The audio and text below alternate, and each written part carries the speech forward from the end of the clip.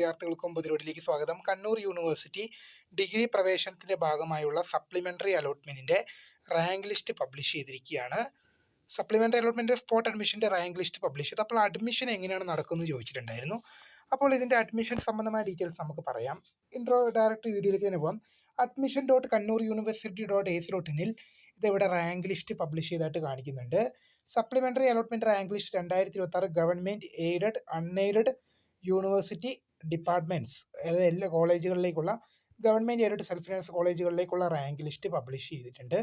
അപ്പം നിങ്ങൾ ഉദാഹരണം പറയുകയാണെങ്കിൽ നിങ്ങൾ ഏത് കോളേജിലേക്കാണ് അപ്ലൈ ചെയ്തതെന്ന് വെച്ചാൽ, അല്ല ഏത് പ്രോഗ്രാം, ഉദാഹരണം പറഞ്ഞാൽ BA ഹിസ്റ്ററി, എന്നിട്ട് നിങ്ങൾ BA ഹിസ്റ്ററി ഉള്ള കോളേജുകളുടെ ലിസ്റ്റ് ഇവിടെ കാണാൻ സാധിക്കും.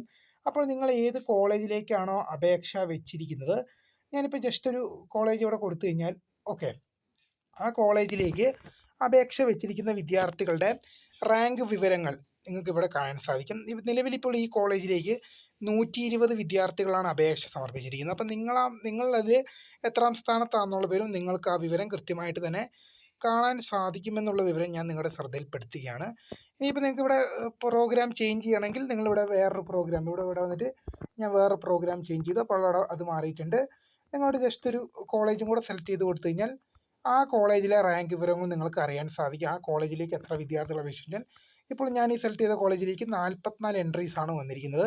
അപ്പോൾ അതിൽ നിങ്ങളുടെ എത്രാമത്തെ സ്ഥാനത്താണെന്നുള്ളത് നിങ്ങൾക്ക് വിവരങ്ങൾ അറിയാൻ സാധിക്കും.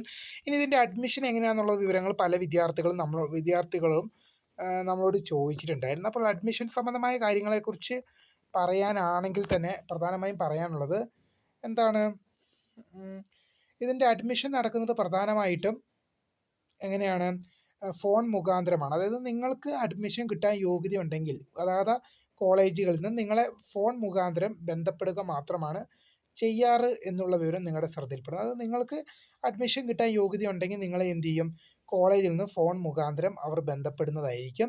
ഇവിടെ നിങ്ങളൊന്നും ചെയ്യേണ്ട ആവശ്യമില്ല. ഓഗസ്റ്റ് 31 നാളെ മുതലാണ് ഇതിൻ്റെ അഡ്മിഷൻ തുടങ്ങാൻ പോകുന്നത്.